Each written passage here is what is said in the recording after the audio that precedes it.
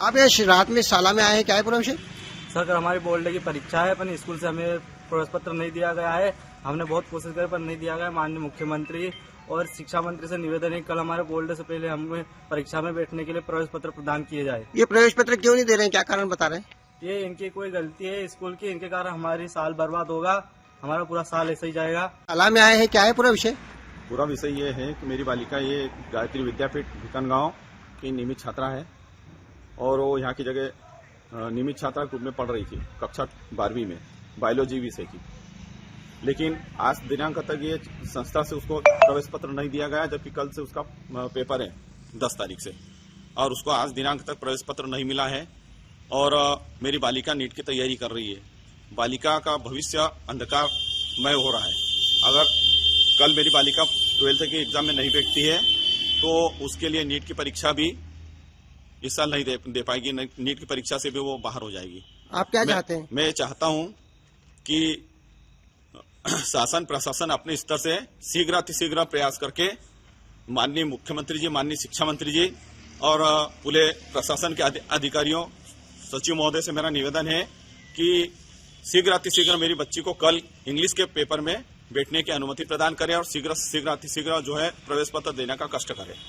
ये सभी जितने बच्चे मेरे आसपास खड़े हैं, सभी बच्चों का भविष्य दांव पर लगा हुआ है। कल इंग्लिश का पेपर है 12th का, और ये सभी बच्चे जो है प्रवेश पत्र के लिए संस्था के कैंपस में खड़े हैं और प्रवेश पत्र आज दिनांक तक अभी तक नहीं आया है।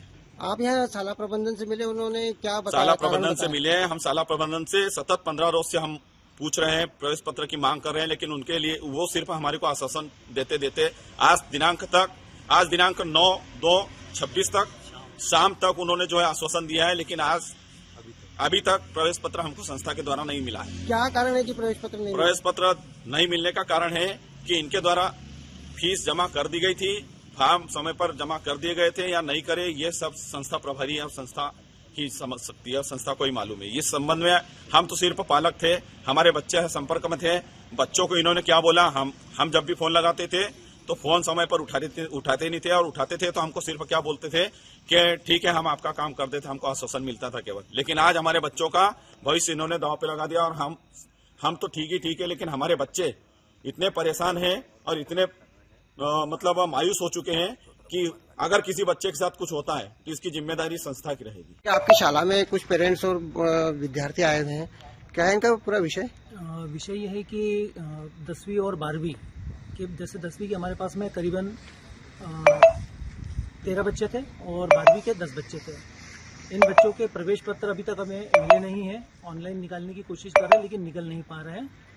इस समय क्या हुआ था कि आज सुबह मेरे को मालूम पड़ा कि इसमें फॉर्म वगैरह सारे भर दिए गए थे, किंतु फीस नहीं भरी गई थी।